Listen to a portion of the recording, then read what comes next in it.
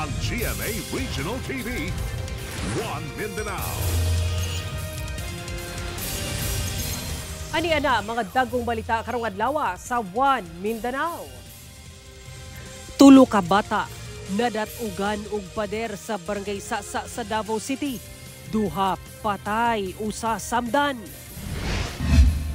Lalaki nga natulog lang, patay human natabunan sa midahiling yuta ang gitulugan niini sa peryahan sa Tupi South, Cotabato. Tanang midaog nga kandidato sa Davao Region na proklama na sumala sa COMELEC 11. Sa kadaugan ni Davao City Mayor-elect Rodrigo Duterte, unsa kaha ang desisyon sa DILG 11 kalabot sa mulingkod nga mayor karong anaa pa sa ICC sa Daheg ang kanhi Pangulo ug Mayor-elect karon. Ballot boxes nga dunay sulod nga balota sa sulod sa usa ka kwarto sa munisipyo sa Lumbayanague, Lanao del Sur atol sa adlaw sa eleksyon, gikatingad-an. Kini ang GMA Regional TV, One Mindanao. Mayong hapon, Mindanao. Ako si Sara Hilomen Velasco. Patay ang duha ka bata samtang samdan ang laing usa human nadatugan og pader sa barangay Sasa sa Davao City. Atong sayron ang detalye niini pinaagi sa live report ni John D. Esteban. John D.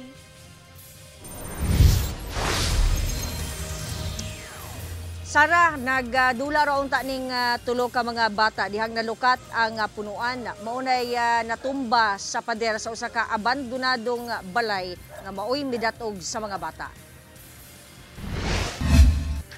Yung kalimti ko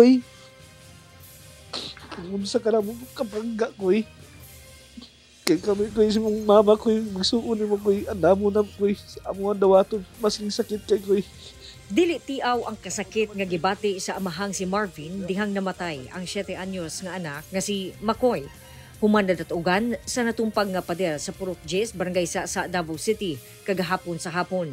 Dili sa matungkad ang labihang kasakit nga gibati sa inahang si Mary Chris kinsa anaa sa trabahoan dihang nahitabo ang insidente.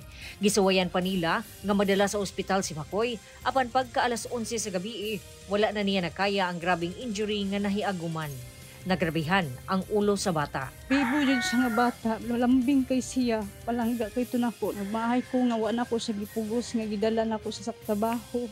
Gawas kang Makoy namatay sab ang 10 anyos nga lalaki samtang nagrabihan ang 11 anyos nga babae sa mong insidente kinsa nagapaayo pa sa balay Tambalanan. Nagdula ra unta ang tulo sa abandonadong balay sa maong lugar dihang kalit nga mikusog ang hangin rason nga nalukat ang usa ka punuan ug natumba sa pader nga maoy midatog sa tulo ka bata. Ako ang police station, tanaw na ito kung naabay pwede na ito bang file, reliable sir, no, makikita na sa local government unit kay wala na ingon nga gipuyo di siya sir napahitabog board. So naatay pagabungatan na sir. Kaysa ito na yung mga ayong kasing-kasing, masking gamay financial, mga umiog tabang. Dako kayong pasalamat. Sara, ginatiman na lang no sa pamilya sa mga namatayan ng mga kinahanglan at timanon sa punerarya ay kini ihaya sa ilahang mga balay. Sara. Okay, daghang salamat, John D. Esteban. Ato ng sayron ang dugang pang mga balita sa Mindanao. Makoba nato si Cyril Chavez live sa Cagayan de Oro City. Cyril. Salamat, Sara.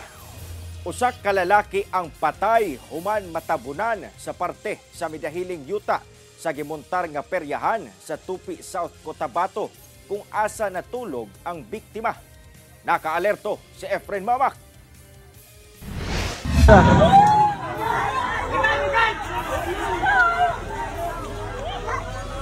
Nangalisang kini mga residente diyang midahili ang yuta niining bahin sa bukid padulong sa gimontar nga mga stall sa peryahan nga anaa sa kadalanan sa Purok Bagong Buhay, Barangay Bunao, Tupi, South Cotabato, bandang alas 2 sa hapon adlawng Martes. Luwas ang ubang individual apan dunay usa ka lalaki ang natabunan og yuta. Na-rescue pa kini apan gideklarang dead o na-arrival sa ospital. Ang maong biktima nag-edad og 25 anyos, residente sa Barangay Lagi Layan sa Isulan, Sultan Kudarat ug trabahante sa maong peryahan.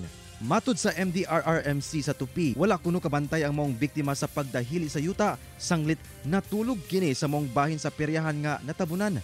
Na nakatulog sa loob. Ang naging cause noon kasi tinamaan yung ulo niya, bigla natabunan kagad ng lupa. Yun yung nakita ng emergency medical team natin. And may mga sugat sa kamay at sa paa.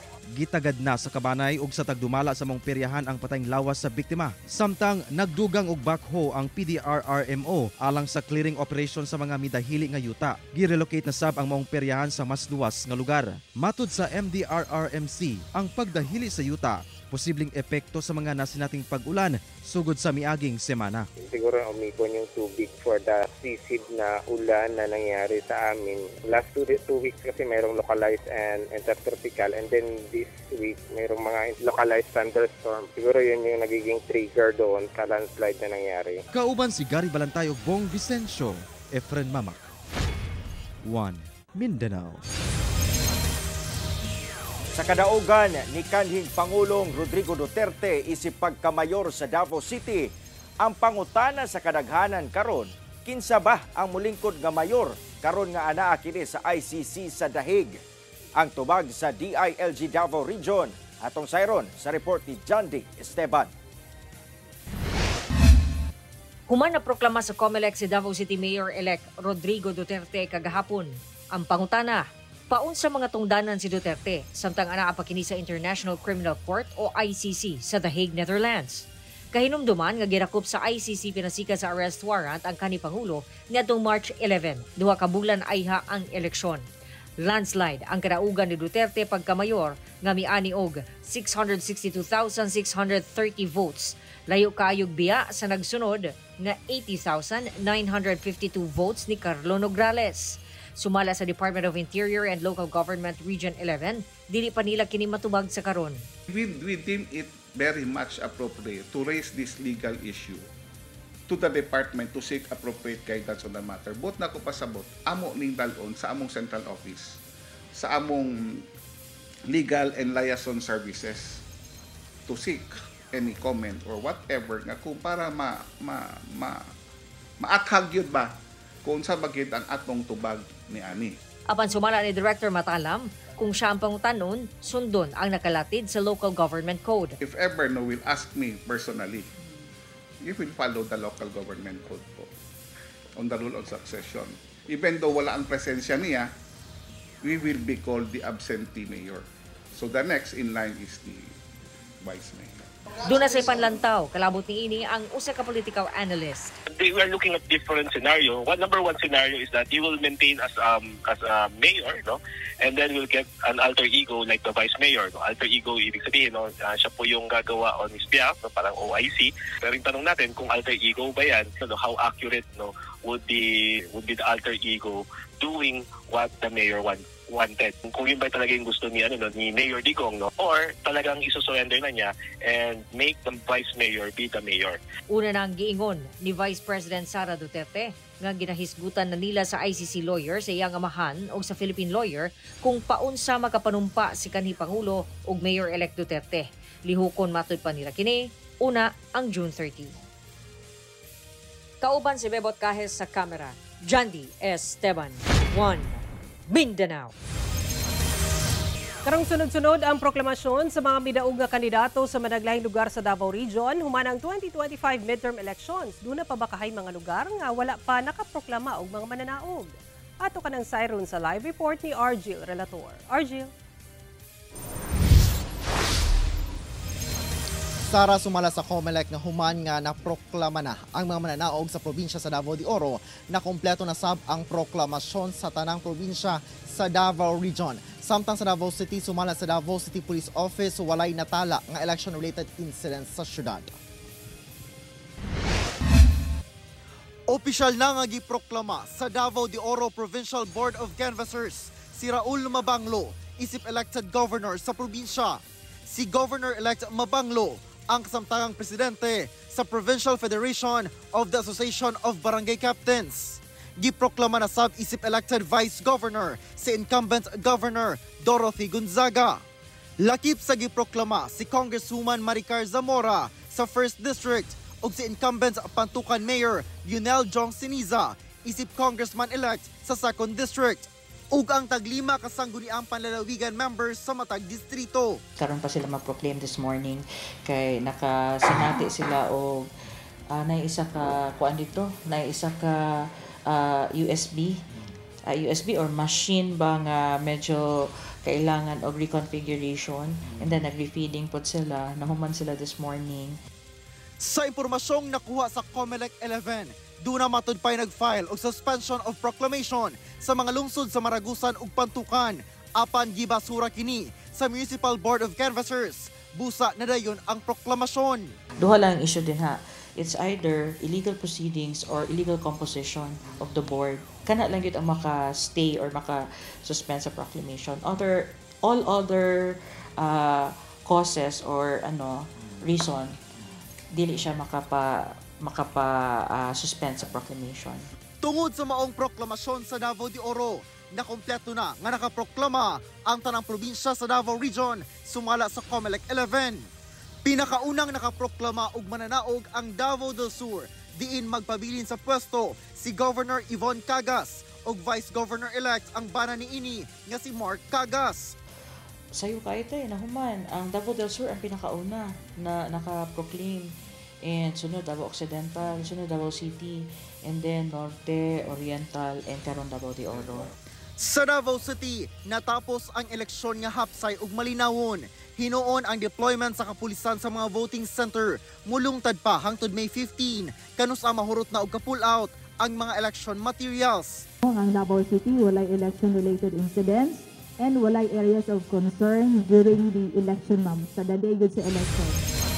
Para sumala sa COMELEC nga kung doon na may election protest, kinahanglan nga isumite kini 10 days after sa date of proclamation sa mananaog. Didto kini i-file sa korte o dili ba kahakong na kini sa House of Representatives, i-file kini sa Electoral Tribunal sa HOR. Samtang dugang sa COMELEC nga natapos ay lakotong danan hangtod lamang didto sa proklamasyon sa mga mananaog ug ana-ana sa DILG ang katungdanan sa oath-taking sa mga nidaog nga kandidato. Sara. Okay, daghang salamat, Argil Relator. TV ang GMA Regional TV, One Mindanao. Girescue sa kapulisan ang tulo ka mga estudyante nga hapit maanod sa pagsaka sa level sa tubig sa Pangi River sa Maitom, Sarangani. Ang detalye sa report ni Efren Mamak.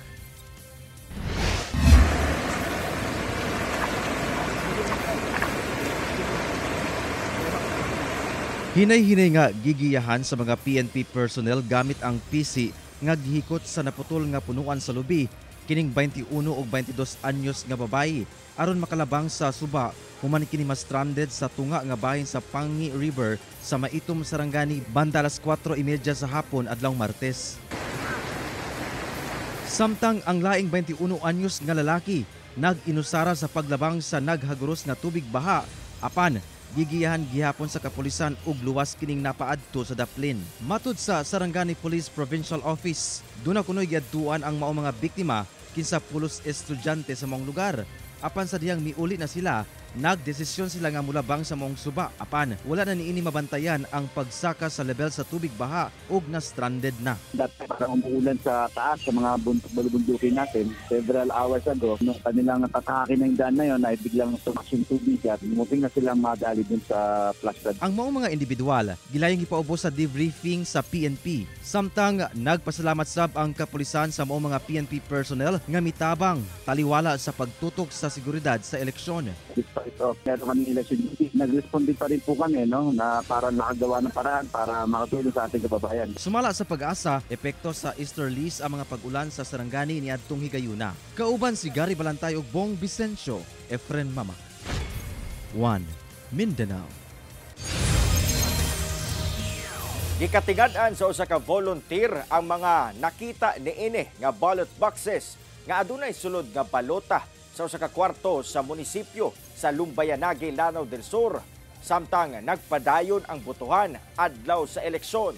Ari ang report ni James Paulo Yap. Sa cellphone video nga kuha sa usa ka poll volunteer sa munisipyo sa Lumbayanagi, Lanao del Sur, makita ang mga puti nga plastic box nga adunay sulod nga daw mga papel. Sumala sa nakakita sa maong mga ballot box nga igo lang unta siya mag-CR sulod sa munisipyo apan nakurat siya sa iyang nakita. Paglabas ko sa CR, tapos naka-flashlight yung kasama ko, and then nakita namin na yung ECM machine na andun sa CR. Sa tapat ng CR, tapos ang dami.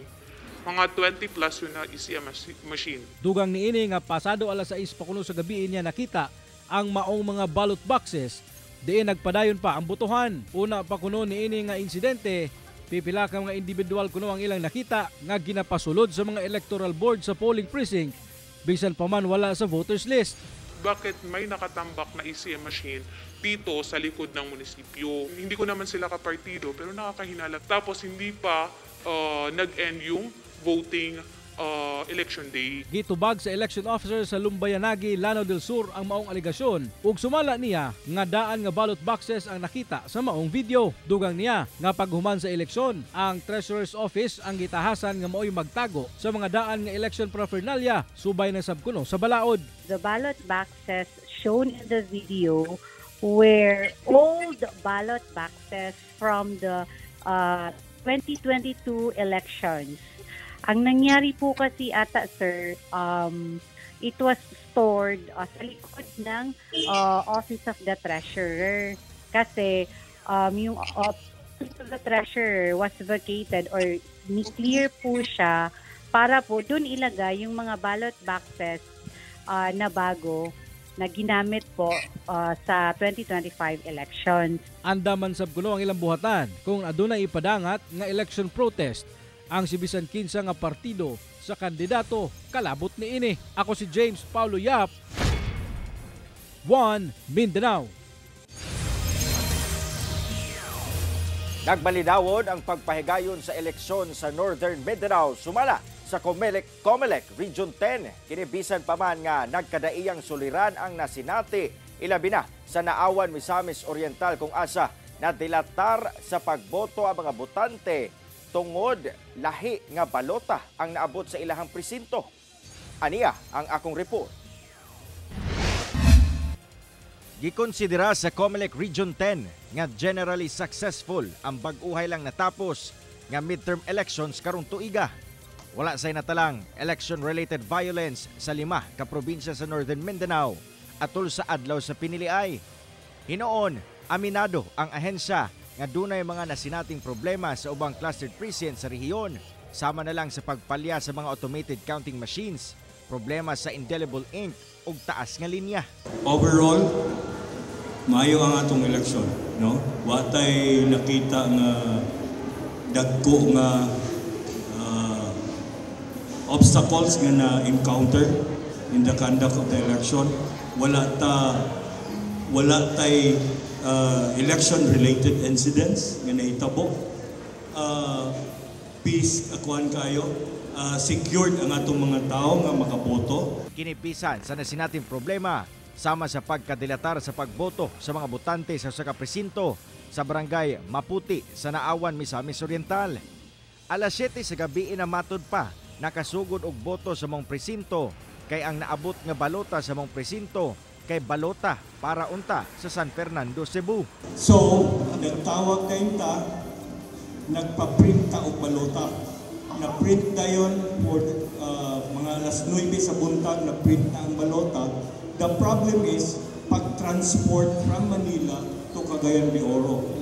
It took us very long to transport because we depende na maguna sa availability sa mga flights. Apan human kuno ang maong kakulian, nakabutar gyapon ang mga botante sa maong presinto. So we ordered that they start immediately the voting from 7 in the evening to 7 in the morning. That's in Naawan. That's in Naawan. Human ang pagboto sa nagkaproblemang presinto, napadala gilayon ang resulta niini ngadto sa Misamis Oriental Board of Canvassers buntag adlawng Martes. Kauban si Jaybert Pairat, Cyril Chavez, 1 Mindanao. TV ang GMA Regional TV, 1 Mindanao. Nagpaabot sa ilang pasalamat ngadto sa katawhan sa Davao City ang local political party ni kanhi Pangulo ug Mayor-elect Rodrigo Duterte nga hugpong sa taong lungsod kon HTL sa ilang landslide victory. Sa pahayag nga gipagula sa HTL party, ang landslide victory sa tanang kandidato sa HTL gikan sa mayor, vice mayor, congressman sa tulo ka distrito ug ang tanang konsehal nagtimaan sa lig-on ug hiniusang pagpamatuod sa liderato ug serbisyo nga gibarugan sa partido. Ang dakong mandato dili lamang matud pa usa ka kadaugan sa HTL apan kadaugan sa tinuod nga serbisyo publiko, dunay prinsipyo nga liderato ug grassroots nga panggobyerno. Usa kini ka deklarasyon sa katawhang Davaoenyo nga padayon silang mituo sa liderato nga maminaw, mulihok ug mo-deliver. Ang HTL magpabiling committed sa ilang misyon nga mao ang pagserbisyo nga dunay integridad, pagdumala nga dunay kaluoy ug ang pagtukod sa Davao City diin ginapaambit ang kalambuan ug ang liderato nga nagpabiling duol sa katawhan. Saad sa HTL nga palawman pa ang partisipasyon sa publiko, ipataas ang komunidad ug panalipdan ang mga kadaugang dungang makabot. Napulo ka mga individual sa Davao City ang nadakpan tungod sa paglapas sa liquor ban niadtong bisperas sa eleksyon. Kasong paglapas sa liquor ban ubos sa COMELEC Resolution 11507 ang gipasaka ngadto sa napulo ka mga individual nga nasakpang nag-inom sa nagkadaing lugar sa Davao City niadtong bispera sa May 12 midterm elections. Nakumpis kagikan sa mga dinakpan ang mga botelya sa ilimnong makahubog ug shot glass. Nag-inom matud pa ang mga dinakpan sa pampubliko nga lugar. Ubos sa resolusyon sa COMELEC, nagpatuman og nationwide liquor ban gikan May 11 hangtod sa adlaw sa eleksyon niadtong May 12, din ginabawal ang pagbaligya, pagpalit, pag-serve ug pagkonsumo og ilimnong makahubog. Doon na kini penalty nga usa hangtod 1 ka tuig nga pagkapriso. Permanent disqualification nga makahold og public office ug mawad-an og katungod nga makaboto. Wala na mihatag og pahayag ang mga dinakpan. 5 ka lalaki ang nadakpan human nakuhaan og mga pusil ug bala sulod sa usa ka voting center sa Pualas, Lanao del Sur atol sa adlaw sa eleksyon. Arestado ang 5 ka lalaking nakuhaan og mga pusil ug bala sulod sa Pualas National High School sa Barangay Talambo hapon niadtong adlaw sa eleksyon niadtong Lunes. Silang 5 nag-edad og 22 anyos, 28 anyos, 49 anyos ug duha ka 44 anyos nga pulos mga residente sa Sultan Naga di Maporo sa Lanao del Norte. Sumala sa Pualas Municipal Police Station, nagsinumbagay matud pa ang maong mga lalaki ug dihang miresponde ang otoridad na aktuhan ang mga sospek nga dunay dalang mga pusil kung asa pipilan ini walay dokumento. Siyam ka magazine ug kapin 80 ka mga bala. Mag-atubang og kaso paglapas sa RA 10591 ug COMELEC gun ban ang mga sospek nga wala na mihatag og pahayag. Giproklama na sa COMELEC Region 10 ang mga mananaog nga kandidato sa mga probinsya sa Camiguin, Bukidnon ug Misamis Occidental lakip sa Iligan City. Ang detalye sa report ni James Paulo Yap. Hingpit na nga giproklama sa COMELEC Camiguin Provincial Board of Canvassers ang mga midaog sa local positions sa probinsya. Mibalik isip kongresista si Jordan Jesus Romualdo human midaog batok sa nag-inusarang kalaban nga si Paul Rodriguez. Samtang re-elected sab ang anak niini nga si Governor Xavier Jesus Romualdo human gipildi si Homer Mabale. Sa probinsya sa Bukidnon, mibalik pagkagobernador si Onil Roque alang sa iyang ikaduhang termino. Human gipildi ang laing upat pa ka mga kalaban niini. Mibalik sab pagka vice gobernador ang iyang running mate nga si Vice Governor Clive Quino. Re-elected sab isip gobernador si Governor Henry Waminal sa probinsya sa Misamis Occidental. Daog sab ang running mate niini nga si Vice Governor-elect Rowena Gutierrez. Daog sab isip 2nd District Congressman sa Misamis Occidental ang anak ni Governor Waminal nga si Sancho Fernando Waminal. Re-elected isip representante sa Lone District sa Iligan City si Congressman Celso Regencia. Samtang giproklamasab nga mananaog isip Vice Mayor sa syudad ang iyang kauban sa partido nga si Vice Mayor-elect Oliver Ernest Wikwek-Uy. Samtang mibalik sa iyang pwesto isip mayor sa syudad sa Iligan City para sa ikaduhang termino si Mayor Frederick Siao. Ako si James Paulo Yap, 1 Mindanao. Ug mao kato ang mga ulahing balita sa Mindanao karong adlaw. Mamahimo ninyo kining makita pag-usab pinaagi sa pagbisita sa official website sa GMA Regional TV o bisitahan ang among official YouTube channel o i-click ang subscribe button para sa pinakaulahing balita. Daghang salamat sa atong mga kapuso sa Mindanao nga nagalantaw kanamo og sa atong mga kapuso abroad. Padayon lang sa pagtutok sa mga lokal nga balita matag adlaw tungod sa GMA Regional TV Local News Matters. Kami ang GMA Regional TV 1 Mindanao, tibok pwersa para sa mas da komisyon ug mas halapad kapag serbisyo sa nasod.